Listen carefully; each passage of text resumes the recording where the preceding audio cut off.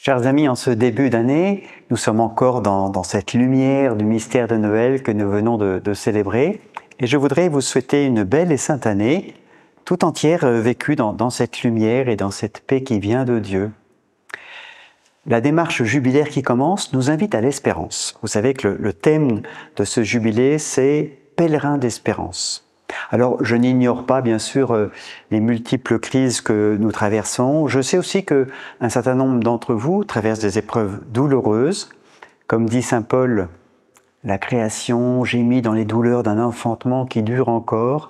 Et de fait, nous faisons l'expérience aujourd'hui de ce mal qui est vraiment à l'œuvre dans le monde.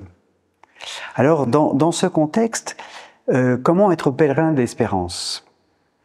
Je crois que la démarche jubilaire nous invite à reprendre conscience, c'est le jubilé de l'incarnation, nous invite à reprendre conscience que Dieu est venu parmi nous et que donc il s'est mystérieusement uni à tout être humain.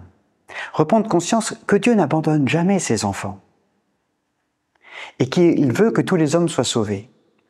Alors c'est vrai qu'il y a parfois, on a l'impression que le mal et la désespérance l'emportent dans le monde aujourd'hui. Alors comment être témoin de l'espérance? Je crois que l'espérance chrétienne, ce n'est pas de se dire que tout ira mieux demain dans une espèce d'optimisme naïf.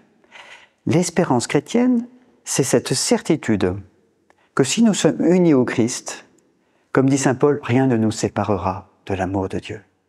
Rien ne pourra faire obstacle à son projet. Et son projet, quel est-il? Son projet, comme dit encore saint Paul, c'est que nous soyons saints et immaculés dans l'amour devant la face de Dieu. Autrement dit, que nous puissions vivre d'une plénitude de vie, d'amour et de bonheur. Ça, c'est l'espérance chrétienne. Et donc, ce que Dieu attend de nous aujourd'hui, ce n'est pas que nous passions notre temps à nous lamenter devant ce qui va mal, comme le font ceux qui n'ont pas d'espérance.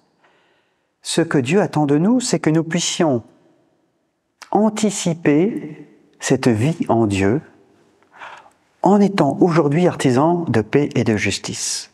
Vous voyez, nous sommes pleins d'espérance et témoins de l'espérance parce que nous vivons, même si c'est encore très partiel, parce que nous vivons de cet amour divin qui nous attend.